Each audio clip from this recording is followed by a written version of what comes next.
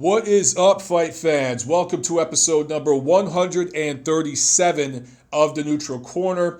I am your host, Michael Montero from Boxing Monthly Magazine and BoxingMonthly.com.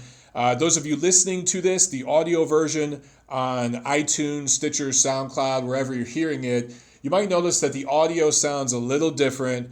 And those of you watching on YouTube, you might see that the video is a little different as well as the audio. That is because our MacBook, we usually record on a Mac, that is in the shop right now, getting an upgrade. They told us, the people at Apple told us to take 24 hours. That turned into 3 to 5 business days, go figure. So right now I'm just recording this episode into a little lav mic, and I'm going to load it up that way. So the audio is a little off. I apologize for that. It'll be back to normal next week, and we'll be back on schedule with Monday. Right now, this is being recorded and uploaded Tuesday because we had the Labor Day holiday here in the States yesterday, and I was hanging out with family and friends. My little sister is pregnant, and her fiance had a reveal party to reveal the gender of the baby. It's going to be a boy. So I'm going to be Uncle Mike to a little nephew coming up in the next 4 or 5 months. So I'm pretty excited about that. Anyway, I hope you guys had a good Labor Day holiday with your friends and family. All right, guys, real quick before I get into news and notes, I wanted to talk about my fee for this podcast, which I give you guys for free, right? And I do this every week. Even this is the dog days of summer. The schedule hasn't exactly been packed or loaded recently, yet you're getting this podcast every week on multiple platforms.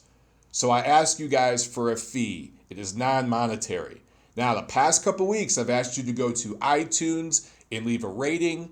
I asked you last week to go to Stitcher and leave a rating and a review.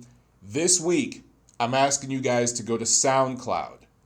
Go to SoundCloud and follow us there.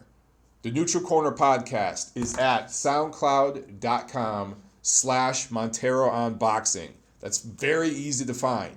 I want you to go there, and I want you to follow us and like us, okay? Now, if you don't have a SoundCloud account, it's easy. You don't have to do that much work to sign up. Go to SoundCloud, click on sign up. There's a button where you can click on it. Boom, you go right there.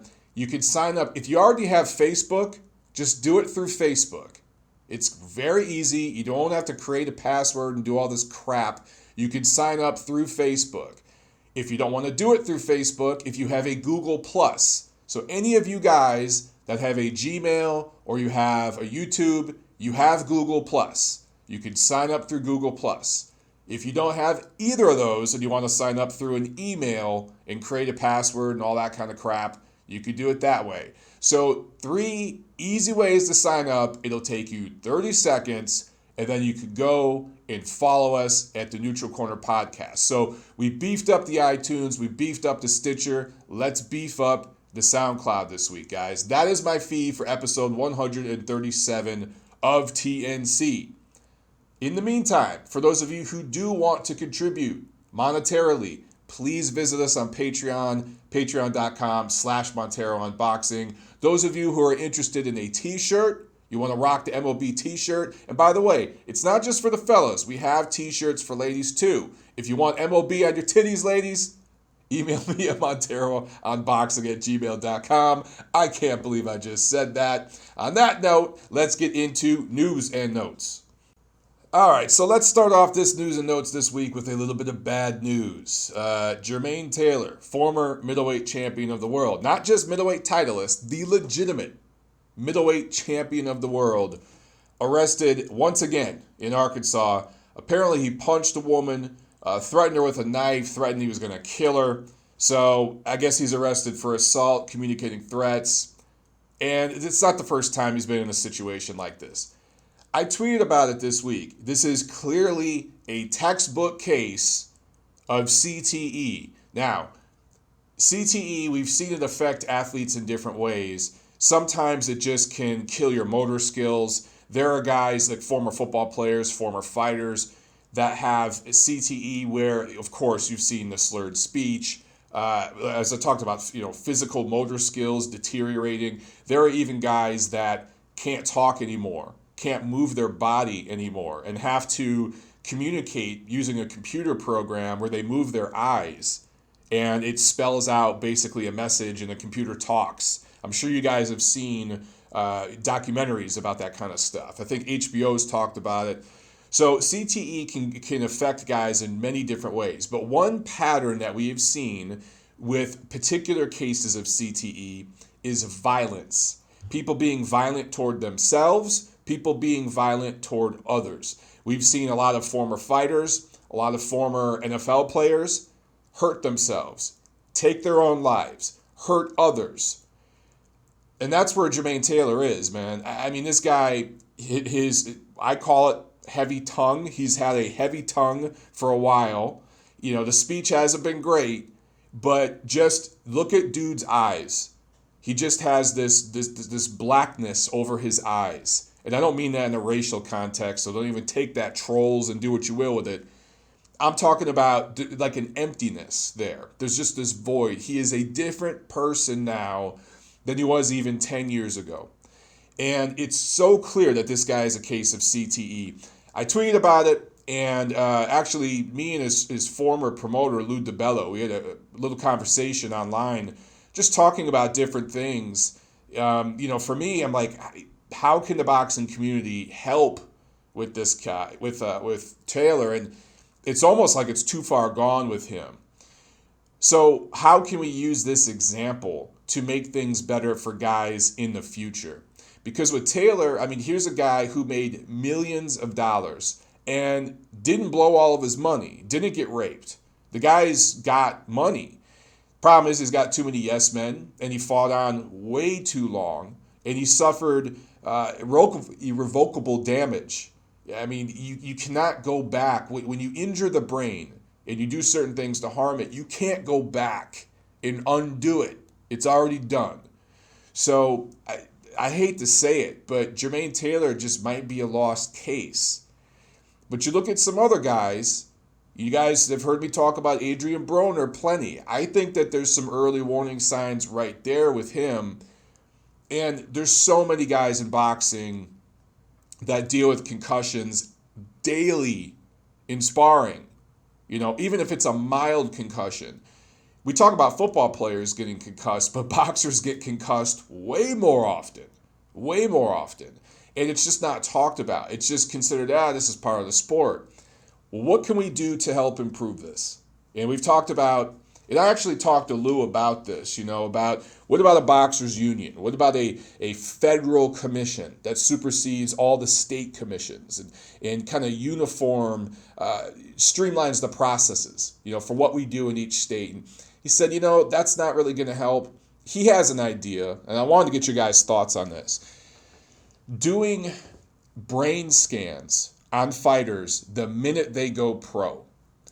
And of course, cost and all that, we haven't even scratched the surface of how that would be handled. But I'm just saying, in theory, DiBella's talked about doing brain scans the first minute, the day a professional fighter gets their pro boxing license.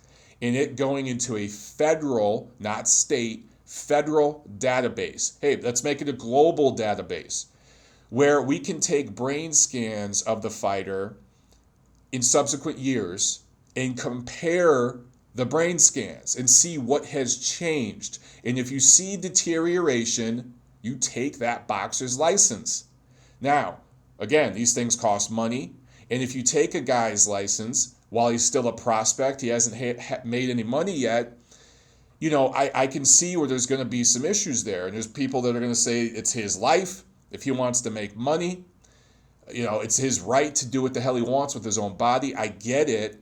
But this would be a preventative measure to cut down on potential damage. A guy who already has deterioration, to help him not get worse, substantially worse.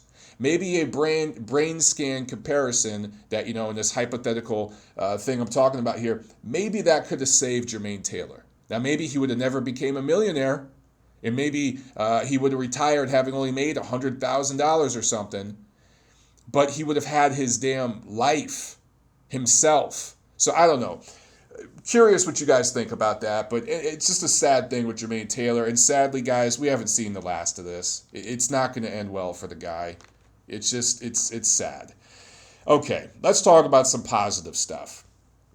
PBC and Showtime announced a 3-year deal. Now, the specifics, at least I haven't seen the specifics yet. And I was away this weekend with family, so I haven't dug into all my, all the press releases and stuff I got over the weekend. I got a billion freaking emails. But the basics I see here, 3-year deal. It's basically an extension, right? Because they already had a deal. It's not like it's a new deal or anything like that.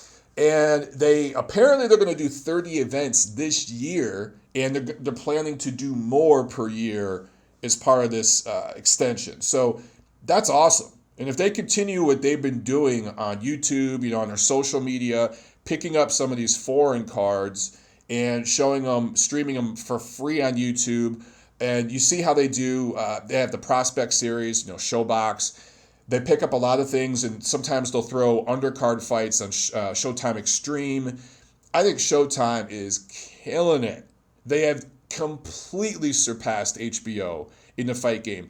Showtime is now the premium boxing network in the United States.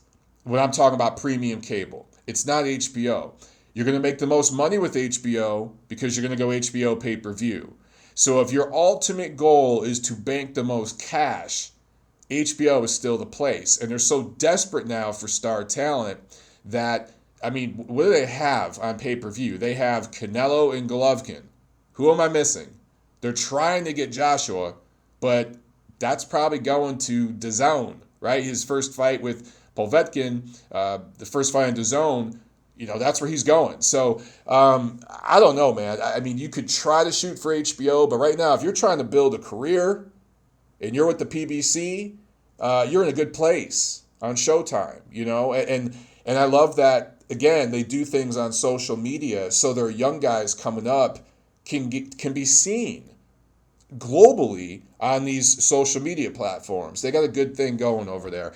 And really the difference right now between HBO and Showtime, the guy running things over at Showtime, he's a boxing fan. The people running the network over at HBO, the programming, the sports programming, all that, not particularly boxing fans.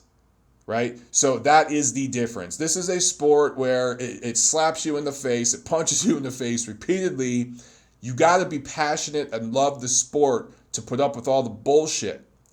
So if you don't have people involved at the executive level, I'm not talking about the boxing programming or sports programming only people. I'm talking about the suits up at the top at the network executive level. If you don't have somebody there that is a passionate fan of the sport of boxing, it's going to be hard to get consistent, high-level programming at a network. That's just the bottom line. And that's what we see right now with HBO. So PBC and Showtime, 3-year deal, good stuff. But again, the whole point of PBC was to have free boxing for all. So how does this affect? There's negotiations going on with Fox. Are they going to announce something with them where you get free boxing? If that's the case, and you have Fox and all their platforms involved, and there's been a bunch of rumors, but nothing's been announced, at least nothing I've heard. If they have Fox and all the platforms that Fox has, and then they have Showtime and all the platforms Showtime has, PBC will be in a good place. So let's see what happens. All right, one last item here. World Boxing Super Series, Season 2. It's cruiserweights. And they've announced the fighters. Now, a lot of people were a little upset about this and annoyed and thought, man, they could have went with a different division. We already saw the cruiserweights. None of these guys that have been announced can be the number one fighter in the division because we already have a number one, and that's Alexander Usyk, who won Season 1, obviously. Well, here's the silver lining on that dark cloud, guys, because the more I've thought about this, I actually like that they're bringing the cruisers back. For one thing, you built a brand in the first season with cruiserweights. What if they do cruiserweights every damn year in this tournament? I actually kind of like the sound of that. And here's why. Let me get into this a little bit, all right? First, here are the first round fights. Number 1 seed, Marius Bradis. He's fighting a German fighter, Noel Michelian. I hope I pronounced that right. Number 2 seed, Junior Dorticos. He's fighting a guy from Poland. I know I'm going to butcher this name. Matias Masternak. Number 3 seed, Krzysztof Glowacki. Remember him? He's fighting a Russian fighter, Maxim Vlasov. You guys have probably seen him before. Number 4 seed, a Russian fighter, Ruslan Pfeiffer. He's fighting an American, Andrew the Beast Tabiti. Undefeated. Both those guys undefeated. So, last year, the first season, Alexander Usyk, he ends up beating Murat Garcia, obviously, dominates, shuts him out. What fight was before that, before the Garcia fight? He fought Bradis. And they had a great fight, competitive. Obviously, Usyk clearly won it, probably 8 rounds to 4, somewhere in there. But it was a competitive, good fight. Just the styles, the way the styles worked, it was competitive. And I think based on what we saw in that fight, and then Garcia, his previous fight was against Dorticos, and they had a competitive fight. Dorticos was up halfway through before Garcia really took over and then stopped him. Based on what we saw right there, I think you could clearly say, and I don't think anyone would yell at you if you said Marius Bradis is the second best cruiserweight right now. He's the number 2 guy behind Usyk. He comes into season 2 here. Again, he built a brand in the first season, but he comes into the second season as the favorite. So he's coming in here, and you got Dorticos, who had great fights. Every fight he was in was action-packed. Either he drilled someone or he got drilled, but he boxed well. And based on what he did, he's clearly the number 4 guy in the division behind Usyk, Bradis, and Gassiev. He's the 4th best guy. He's coming into this tournament as one of the favorites. So, and then Glowacki, we've seen him before. Let's say in the finale of this second season, we get Bradis and Dorticos. Would any of you be upset with that? Would any of you be against that fight? We didn't see that fight in season 1. We saw both guys, but we didn't see them fight each other. If it ends up being Bradis Dorticos, that is a fight of the year type of matchup, just based on styles. And again, you got a brand that they've built up last year. I would love to see that shit, even if we get it in, well, we won't get it in the semifinals because they're the number 1 and number 2 seed. So we could end up with a Bradis Dorticos finale, which I think would be amazing. And if it is Bradis who wins that, I'd favor him to win by decision. If he wins that, he's already seen as the number 2 guy. And it would be great. It would set up a great potential rematch between Usyk and Bradis, the proven number 1 and number 2 cruiserweights, the season 1 and season 2 winners of the World Boxing Super Series, doing a rematch. That is a huge fight a year from now in Europe. It might not move the needle here in America, but who gives a shit? Globally, over in Europe, that is a big damn fight. And guess what? If Dorticos were to beat Bradis, we didn't get to see Usyk fight Dorticos. If Dorticos at that point wants to fight Usyk, cool. If he wants to do a rematch with Gassiev, if he rebuilds himself over the next year, cool. There's possibilities here, guys. This is not a bad thing. I think this is a good thing. And then you look at the 2 unknown, undefeated guys, Ruslan Pfeiffer from Russia and Andrew Tabiti from the United States. Maybe one of these guys will show us something. Maybe one of these guys coming up will beat one of the favorites and wind up in the finale. If that happens, again, you're building a new name and you have a guy for Usyk to fight. So I actually think this was a genius move by the people at World Boxing Super Series, and I think a lot of you guys out there are sleeping on this. I think this is going to be a damn fun tournament. It might steal the show. I know the other two tournaments are loaded and are going to be a lot of fun, but I'm telling you guys, don't sleep on this cruiserweight thing. I like this. It's actually a good idea, and I think it's going to be fun. Also, before we get into the review, I wanted to go over some questions you guys asked of me on Twitter. I tweeted a couple days ago, get some questions in for TNC, and a few of you did. So, Books Annalise asked, Canelo Triple G2 pay-per-view price is $84.99 correct? And how many buys are you expecting? So yeah, the price is $85, which, it's not as ridiculous as some pay-per-view prices in recent years. I mean, Mayweather Pacquiao, that was $100. That was ridiculous. But this is almost as ridiculous. Here's the difference. This pay-per-view actually has a good undercard. Most of you listening to this are going to stream it illegally. You're going to watch it on somebody's Facebook live feed or something like that. You know who you are. And look, I don't blame you one bit, okay? But those of you who are going to buy it or were thinking about it, I think you're going to be fine. It's a good undercard. That co-feature is going to be fun between Lemieux and O'Sullivan. So I think it's worth your money. How many pay-per-view buys am I expecting? Look, I don't know. I mean, there's been all the drama with the clenbuterol scandal. Has that added to the mystique of the fight? Is that going to lead to more buys? I don't think so. I think, if anything, it's killed some of the buzz and promotion. I think the horrible decision from Adelaide Byrd, the horrible scorecard from Adelaide Byrd in the first fight may have turned people off.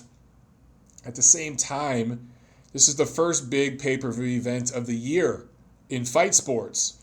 So this is the biggest event of the whole year in boxing or UFC. So I do think that is significant. All in all, man, I think that this is going to be well over 1 million pay-per-view buys. And in this day and age, that's impressive. Seas Candy asked, do you think Thurman will ever come back? Yes, I do. Apparently, this is the rumor, he's in training right now to have a fight that should be announced soon, late this year. Wouldn't surprise me if it gets pushed to early next year, but apparently he's going to come back. And look, there's big fights for him.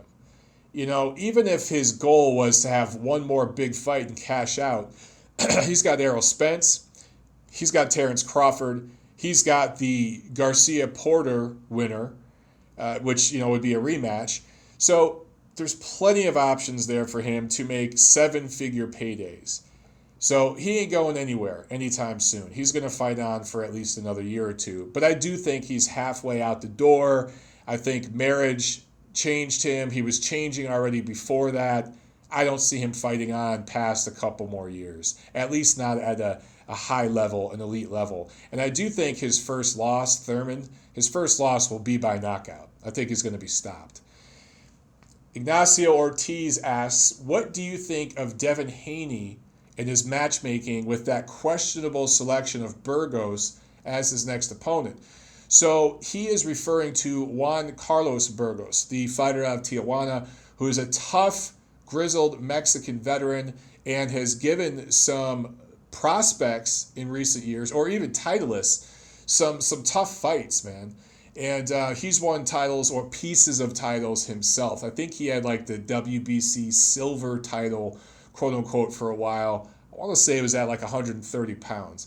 So he is a good, quality, experienced opponent for Haney, who's only 19. He turns 20 in November, and he's supposed to fight Burgos next month. Some people think that this is like too much too soon for Haney, who has had some shaky moments or hasn't looked amazing in some of his recent fights. Here's the thing with Haney. Skills pay the bills, baby.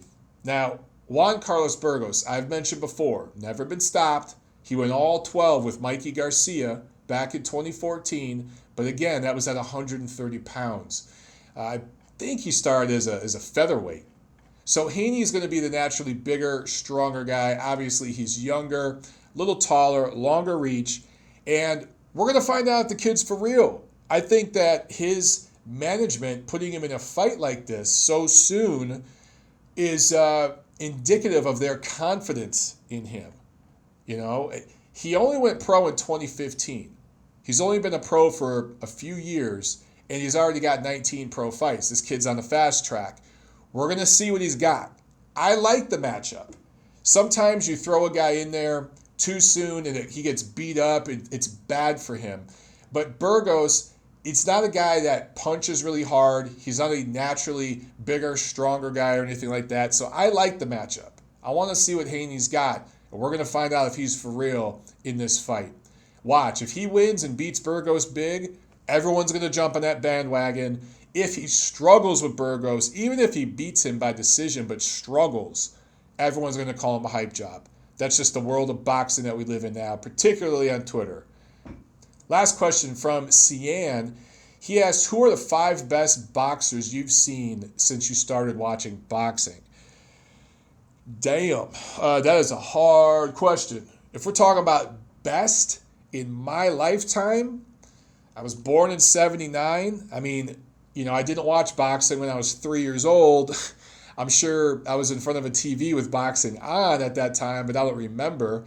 So, there's a few great fighters I'd have to leave out of this conversation if we're talking about guys that, since I started watching boxing, because look, technically Ali has fought on TV since I was born, but he wasn't Ali anymore. You know what I'm saying? It's hard to pick 5, man. I would really have to think about that for a while. The 5 best. What I'll give you is 5 guys during my lifetime at their best that I had to see fight every time they fought. May not be the best fighters, but guys who I had to see, man. And off the top of my head, just right now on the spot, that's Arturo Gatti, who we all know wasn't an elite level talent, but was an elite level action fighter is in terms of what he brought to us, what he gave us. Manny Pacquiao. Pound for pound, Manny Pacquiao might be the best fighter that at his peak, I had to see that dude fight. I had to see him. I didn't care who he fought. I had to see him fight.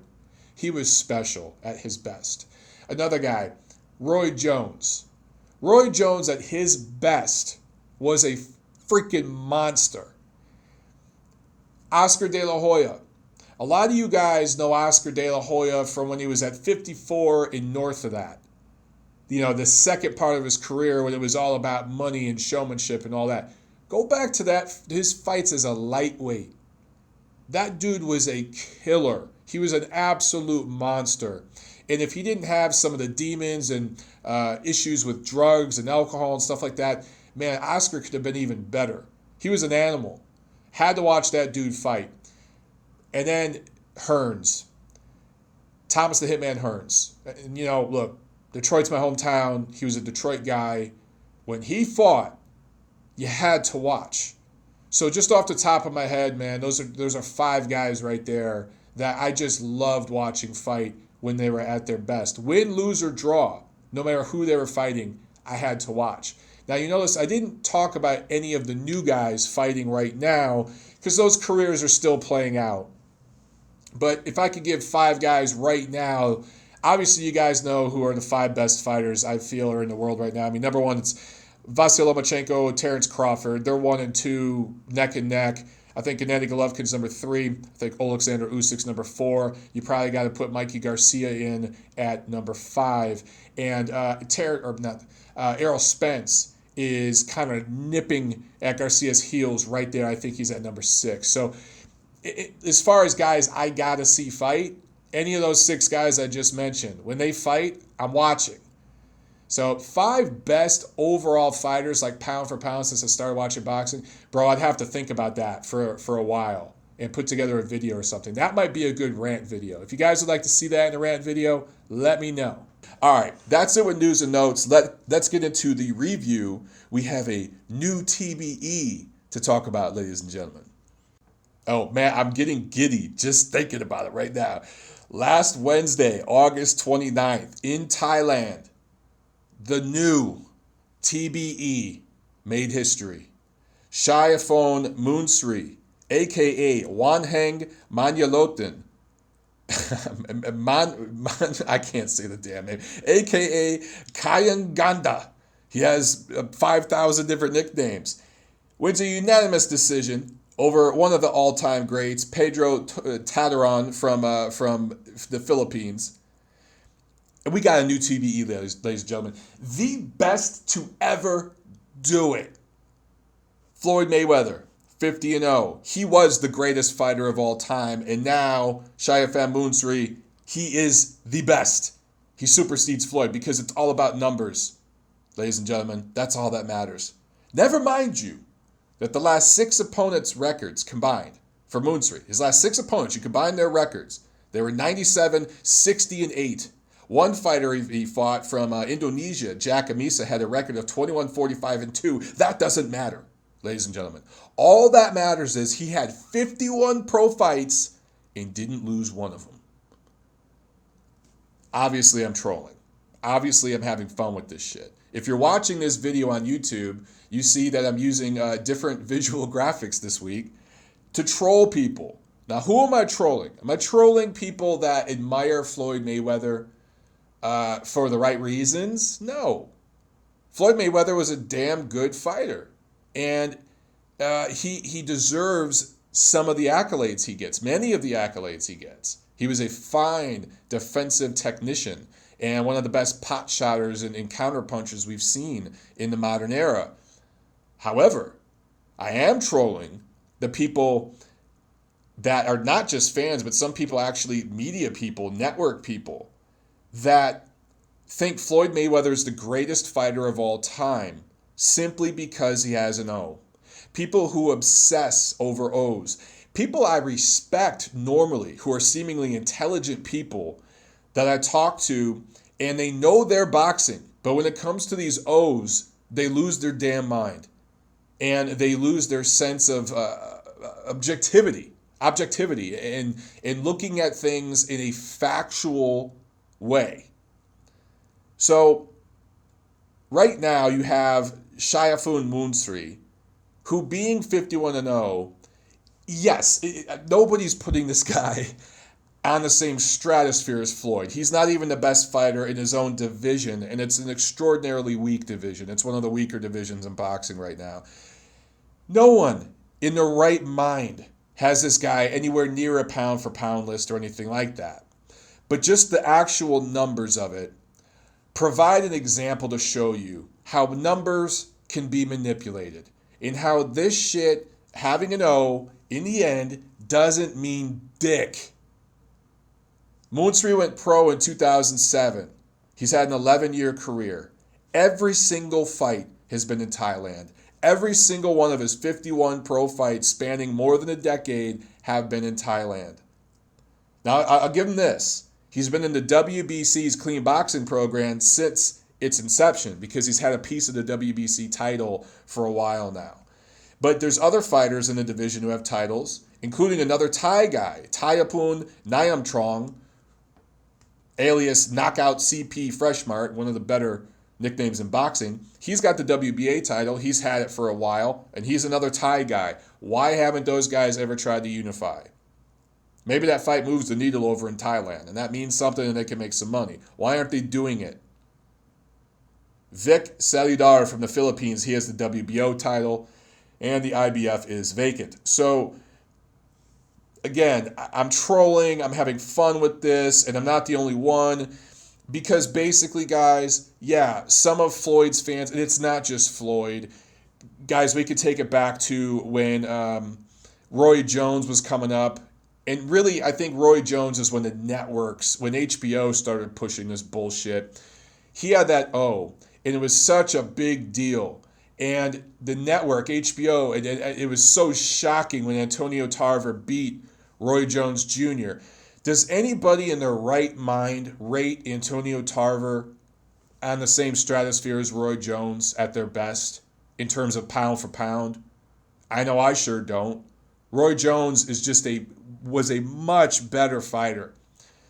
Before steroids, after steroids, yeah, I know. There was some artificial things happening there, fine.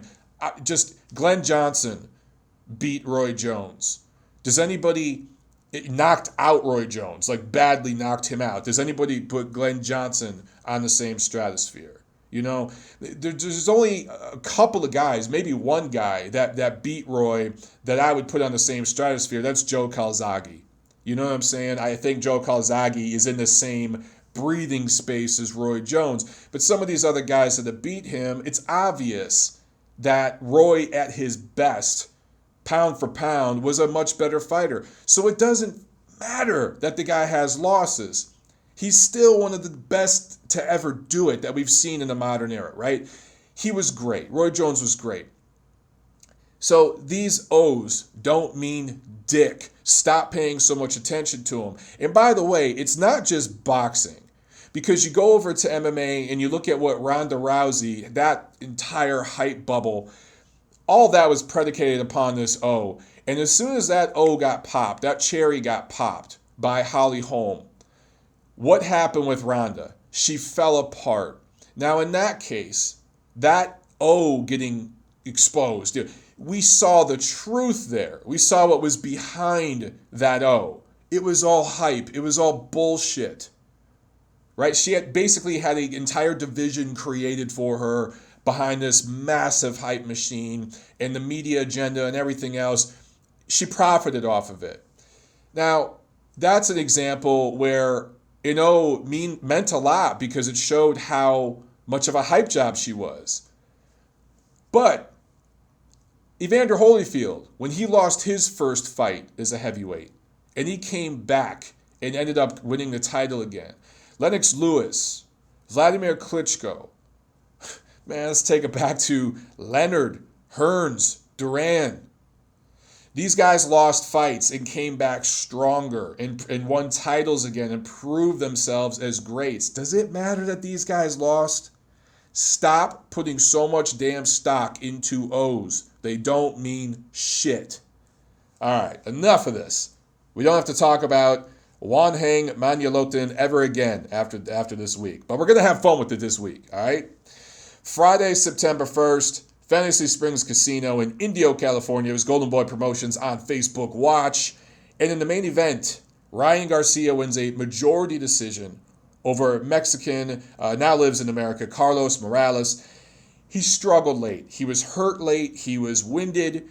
Garcia was looking up at the clock at different times, late rounds.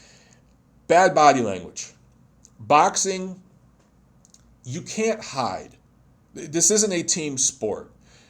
Everyone's looking at you. You can't hide behind teammates. You can't go sit on the bench and catch your breath while the second string comes in. There's no halftime.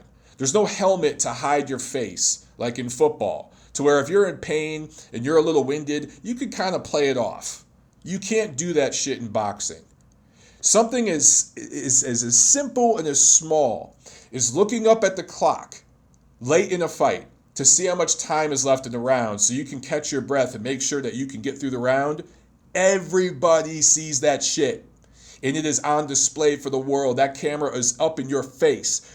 So not only does your opponent see it, and that gives them energy to keep charging and coming at you because they see that you're struggling, but everybody else, because you're on that stage as a performer, sees it too. And it's almost exaggerated. So a lot of people are shitting on Ryan Garcia right now. And even though he won this fight. Now, two judges, Max DeLuca and Edward Hernandez Sr., scored at 98-92. Those are disgusting scorecards. This was a 96-94 fight. And even Garcia admitted that after the fight. He said, look, man, this was a close fight.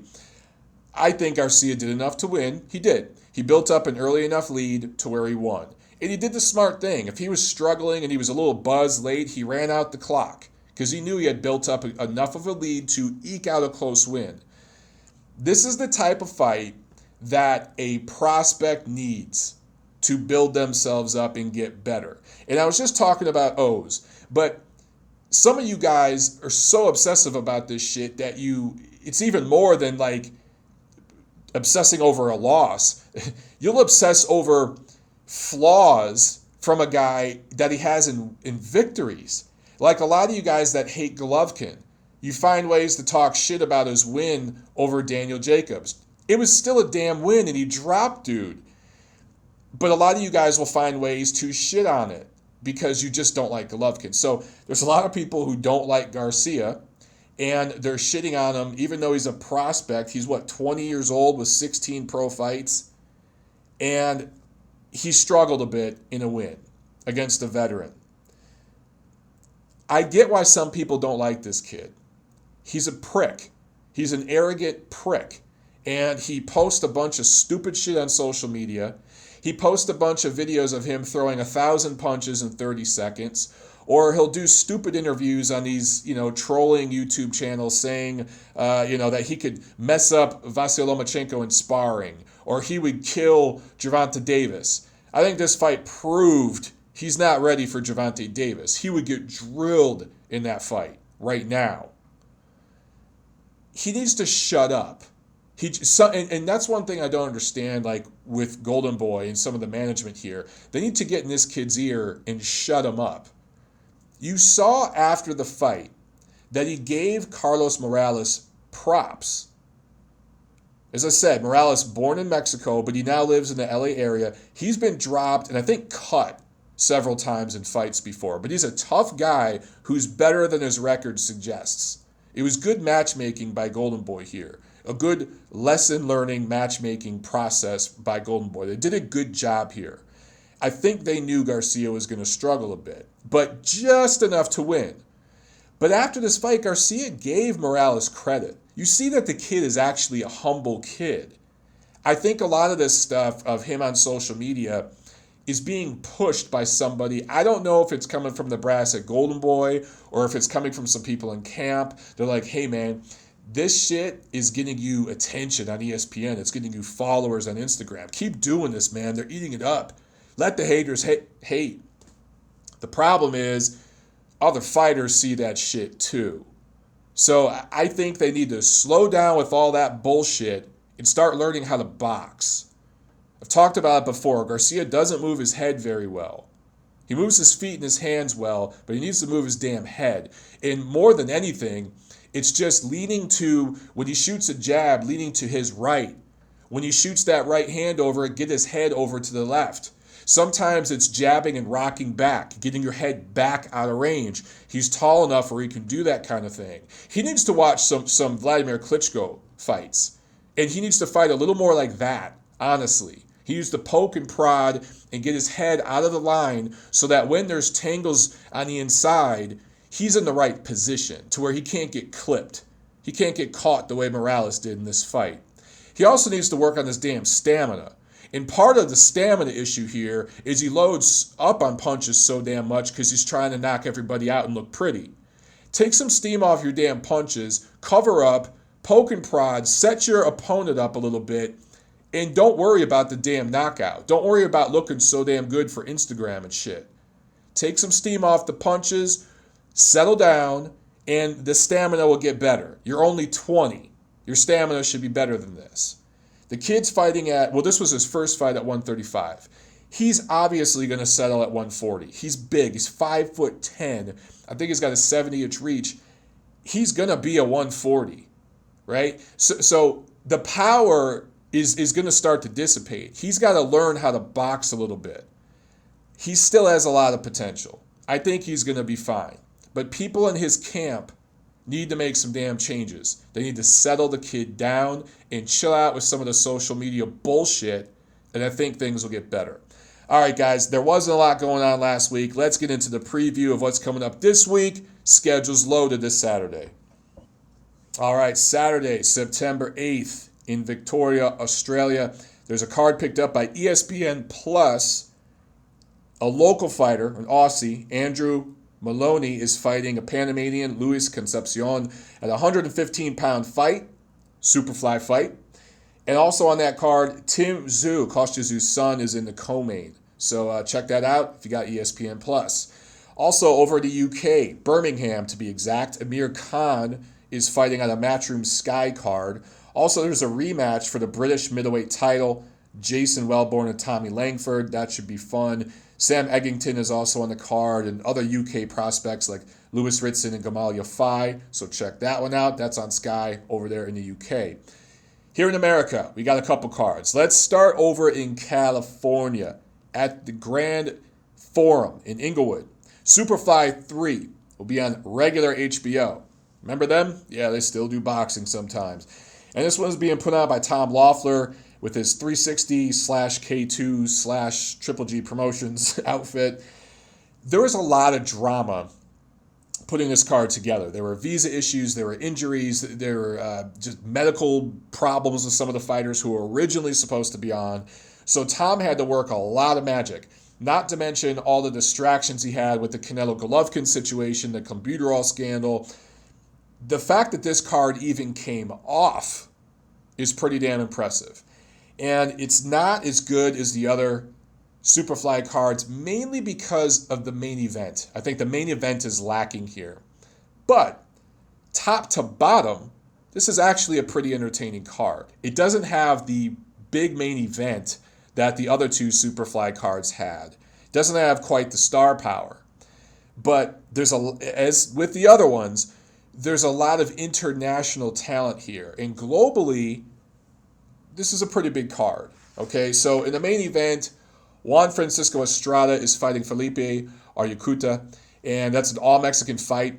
Estrada, I've talked about him a million times. He's one of the better little fighters of the last decade, one of the better fighters out of Mexico out of the last decade. Argueta is taller, longer. He's an experienced veteran. He's never been KO'd. The one stoppage, I think, was due to a cut or something like that on his resume. Never been stopped, in a fight. He's been on the wrong side of some close decisions. I think he traveled, I want to say it was Argentina a few years back, and he won a debated decision that many felt he won. So, this is another guy that is better than his record suggests. And all Mexican matchup, I think that's going to be a fun main event. It's not a significant fight that's going to move the needle in terms of, the implications, but it's going to be fun. Co-main, all Filipino fight.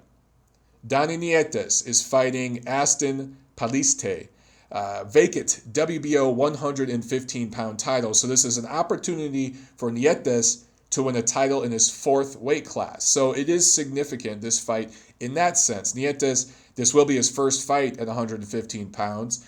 He's won titles at 105, 108, 112, and he had the performance of the night at SuperFly 2 when he knocked out Revico back in February. So if Nietes wins, grabs a title here, title in his fourth weight class.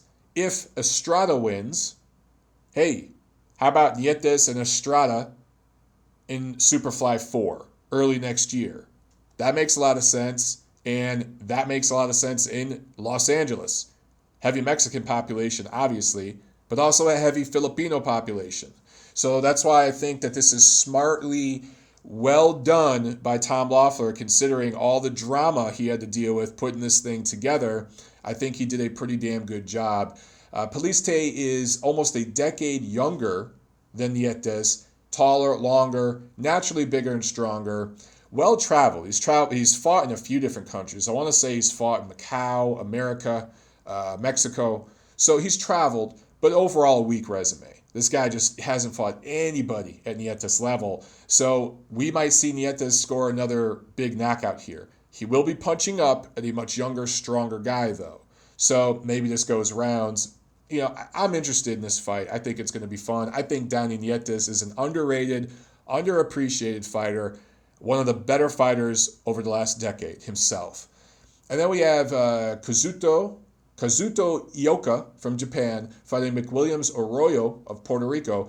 For Arroyo, this will be the first defense of his WBC silver super flyweight title that he won on the SuperFly 2 card. You guys have heard me talk about McWilliams Arroyo a lot on this channel. I think he's another guy who's really underappreciated and underrated. Flies under the radar for a lot of fans, but he had a very good amateur career in Puerto Rico. He was robbed against Amnat Roenroeng in Thailand in 2014. In 2016, he went the distance with Roman Gonzalez, Chocolatito. That's where a lot of you guys saw him for the first time. Good quality fighter, and he should be favored in this fight. For Ioka, this is his first fight outside of Japan. He has one loss. It was back in 2015 to Amnat Roenroeng, the former flyweight titleist out of Thailand. He is the nephew of former 108-pound world titleist Hiroki Ioka. So he comes from a boxing family. So again, this card, doesn't have the pop of the first two SuperFly cards. It doesn't quite have the main event, that really moves the needle and gets people talking. But I'll tell you something, man. You've got fighters on here from Japan, Puerto Rico, Mexico, Philippines, and other countries on the undercard. This is a big international card, and you're going to have a lot of international media there. So just because it's little guys and it's quote-unquote foreign guys, people, do not sleep on this card. I think it's going to be fun. Now, East Coast in Brooklyn, Barclays Center, PBC on Showtime. This card, top to bottom, isn't as good. It doesn't have as many good matchups top to bottom as the SuperFly card, but this card has the better main event. It has the main event that moves the needle, right? So Danny Garcia, Sean Porter, fighting in the main event for the vacant WBC welterweight title that used to belong to Keith Thurman, who beat both of these guys already. So, a lot of people are talking about this fight and picking Sean Porter, which honestly surprises me. I've thought about this fight, and I hope I'm not oversimplifying it, but to me, this fight is just so easy to pick. I just think that I wish I had video here where I could show you guys. I could demonstrate here with my punching into the camera. But Sean Porter, he is more explosive. He moves his feet faster. He's more athletic. He might even have faster hand speed than Garcia. He has all those things. But he comes in open. He also punches wide. He bends his punches, meaning he doesn't get length out of them. And on the inside, his punches go wide. They don't go straight. He also comes in without angles. He kind of lunges in sometimes with his head down. He comes in open instead of closed with his angle. So Garcia, I honestly think this is going to just be boxing 101, man. On the outside, Garcia is going to poke and prod with his jab. He's going to let Porter come to him and create gaps and fill gaps. Now, what do I mean by gaps? Well, if you're throwing your punch wide and I see that coming and I can pick off your shot and my gloves are inside of your gloves when I pick that shot off, then guess what I'm doing right after? Boom! I'm tapping you. So I'm catching your shot on the outside. And there's a gap right there. I'm going to fill that gap with my jab. I'm going to fill that gap with a straight right hand. And if it's close on the inside, I ain't going to get as much steam as I'd like on the right hand, but it's going to score. It's going to snap your head back. It's going to make you readjust. And once I open you up with that enough times, you're going to think twice about diving in like that. So I could start picking you off on the outside. And that's when I could start getting a little more mustard on my punches. And there's going to be opportunities for left hooks late in that fight. There's going to be opportunities for counter left hooks and straight right hands late in that fight. And Garcia has enough pop on his punches where I think he's going to do some damage against Porter. Garcia's feet are slow. He moves them slowly. He doesn't even really have fast hands, to be honest with you. But not the most athletic guy, but he knows where to put his feet. Sometimes, ladies and gentlemen, it's not about being the quickest guy in the room. This is what Ryan Garcia needs to learn. It's not about being the most athletic guy. It's about knowing where to put your feet, knowing how to position your body, knowing how to create gaps and fill those gaps. And Garcia has forgotten more about that shit than Porter will ever know.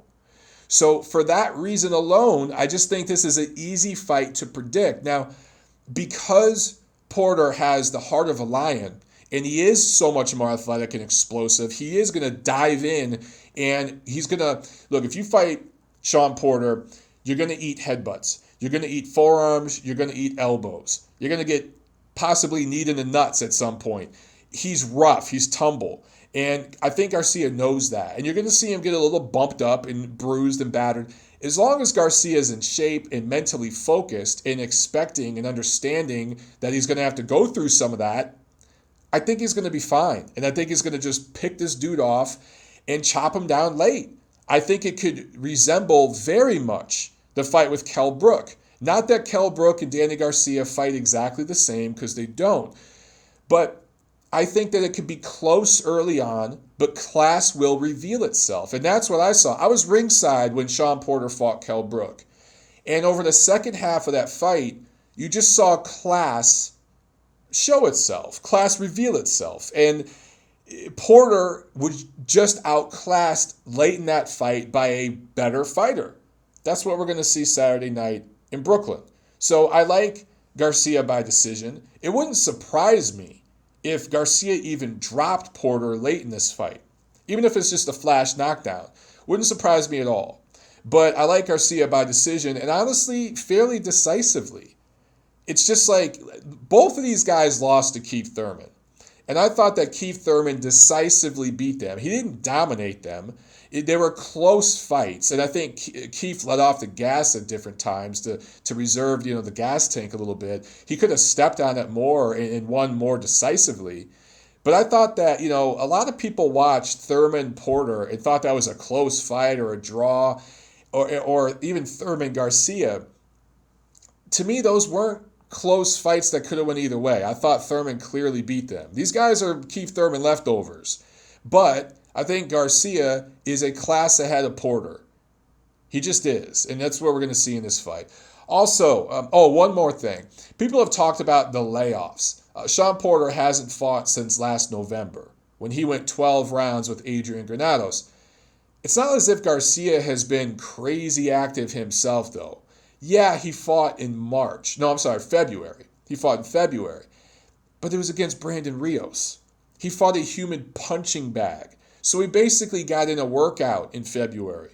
But to me, Porter had the much better opponent in Adrian Granados and the much harder work. So yeah, the layoff hurts Porter to a degree, but it's not as if Garcia fought a killer earlier this year. So I don't think the layoff is going to affect either of these guys that much. The activity level, they don't fight very much. They're PBC guys. So it's going to be sloppy early on. Garcia's going to start slow, and that's going to give Porter some opportunities, and he's going to win a couple of the early rounds. And halfway through this fight, it might be even on the cards. But later in the fight, Garcia will reveal his class and win. Also on this card, Yordenis Ugas is fighting Cesar Miguel Barrio Nuevo. It's a welterweight fight. And a heavyweight fight, Adam Kovnacki is fighting Charles Martin. Neither of those guys is an elite level heavyweight, but I actually think that's going to be a lot of fun. I hope that the Polish fighter comes in shape, and that could be fun. There's definitely going to be some Polish people in the crowd there in Brooklyn, and they're going to make their presence known for that fight. You guys know I'm partial to the big boys. I think that's actually going to be a sloppy fight, not a lot of craft, but I do think it'll be fun. Also, Amanda Serrano's on that card. That is it for this week of The Neutral Corner. We'll be back on Monday next week. Of course, this Monday was a holiday. I was with family. That's why this episode is getting posted a day late. But we'll be back on regular schedule next week. I'll see you at the fights.